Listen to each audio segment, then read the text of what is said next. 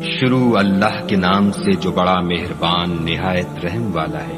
कि उसको तुम्हारे लिए यादगार बनाएं और याद रखने वाले कान उसे याद रखें। तो जब सूर में एक बार फूंक मार दी जाएगी और जमीन और पहाड़ दोनों उठा लिए जाएंगे, फिर एक बार की तोड़ फोड़ कर बराबर कर दिए जाएंगे, तो उस रोज हो पड़ने वाली यानी कयामत हो पड़ेगी और आसमान फट जाएगा। तो वो उस दिन कमजोर होगा और फरिश्ते उसके किनारों पर उतर आएंगे और तुम्हारे परवरदिगार के अर्श को उस रोज 8 फरिश्ते उठाए होंगे।